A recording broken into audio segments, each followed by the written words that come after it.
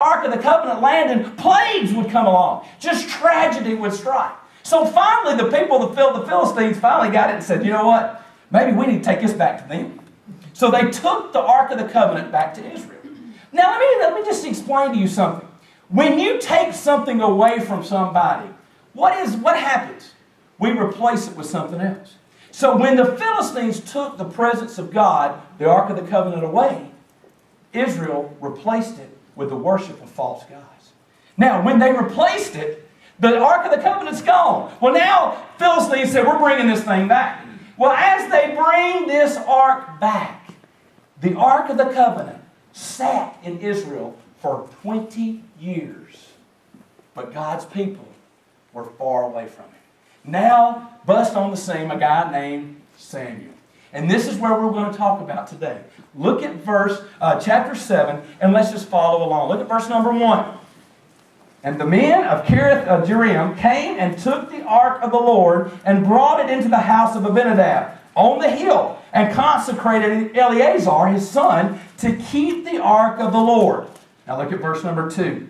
And it came about from the day that the ark remained at Kiriath-jearim that the time was long, for it was 20 years. And all the house of Israel lamented after the Lord. Now, as you begin to see this, I want you to see the amazing thing that took place. The Philistines brought the Ark of the Covenant back, but just because God's presence is there doesn't mean the Israelites were where they needed to be.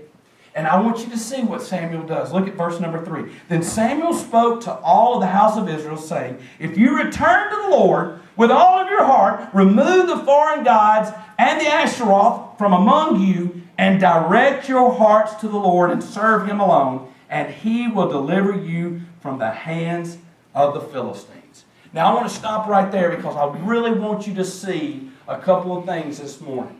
And I want us to look at some things. Number one, I want you to see the recipients of revival. The recipients of revival. Who are the recipients of the revival? Look at verse number 2. And it came about from that day that the ark remained at Kiriath-jearim, that the time was long, for it was 20 years. And look at it, here it is. The house of Israel. The house of Israel. Who are the recipients of revival? I began to ask myself, what is a revival? A lot of people say, well, revival is for the lost world. No, I don't believe that, because how can you revive a dead man? How can you revive something that's dead? It's impossible. That is an oxymoron. It doesn't fit there. And then the reason why is that you and I, as God's people, we have been saved by the grace of God. We are saved by faith. We are saved by the grace of God. Once we are saved, we are born again.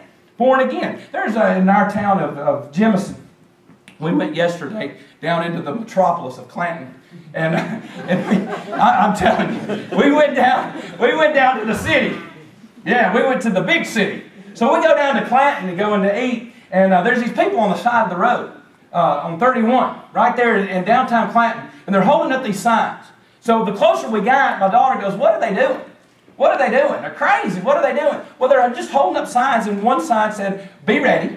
The next sign, the next guy down there, I guess you got to be choreographed to have these things, because if you get them out of order, it just kind of doesn't make sense. But one said, "Be ready," and the other one said, "For he," and the next one said, "Is coming."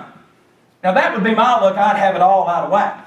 But here's what it said: "Be ready, for he is coming." And then on the other side of the road, it said, "Be born again." Are you born again? Do you know Jesus Christ? Now, what a great little way of getting the message out there. How can you be revived if you've never been born? Does that make sense? Now, and I began to think about this. What are the recipients of revival? Here's what I think. A lot of times, we don't realize that we need revival. You ever been there before? You ever been there before? I think the first thing that we need to understand about revival is the fact that we need to take stock in the situation. What's the situation in our lives?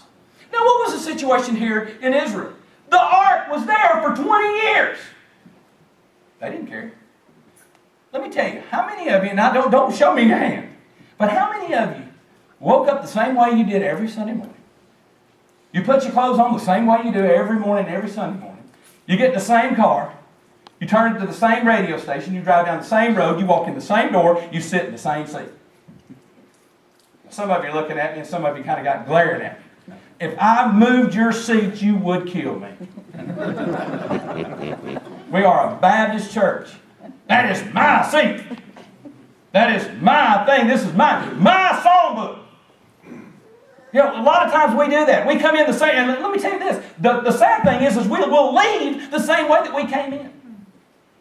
And some of you are already checking your watch and going, well, I wish he would hurry up. We got to beat the Methodists to the cafe. You know, we go through these motions. And just like my children, we play church.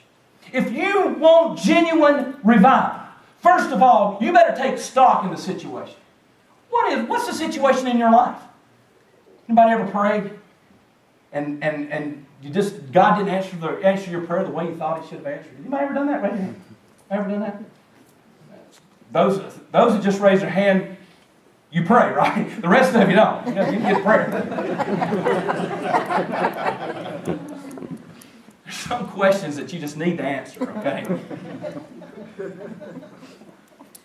Sometimes I pray and I think, God, why didn't you answer me?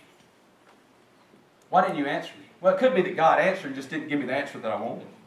You ever prayed a prayer and God gave you an answer, you know? I prayed earlier in the year, told my wife, I prayed earlier, here's what I prayed.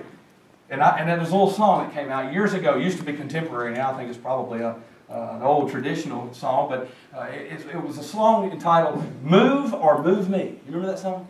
Move or move. And here was the prayer was, God, move. Move in me. Move in my church. So I prayed that prayer in January. God, move or move me. And you know what I began to thinking? God is going to move in the people of my church. God moved me to Georgia. That wasn't what I had in mind. That was not what I had in mind at all.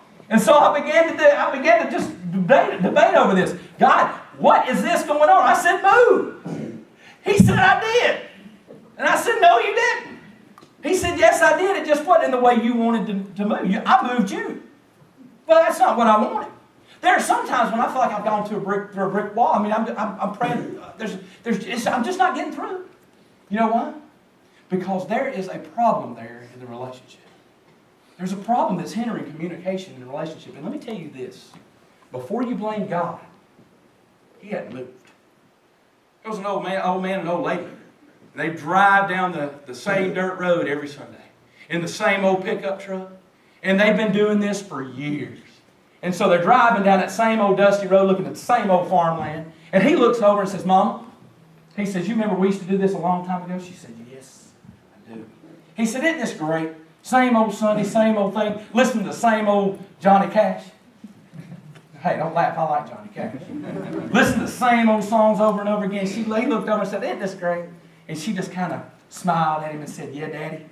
But I remember we sat a whole lot closer back then. He looked over and said, I ain't moved. Let me tell you, God has not moved. It is we that have moved.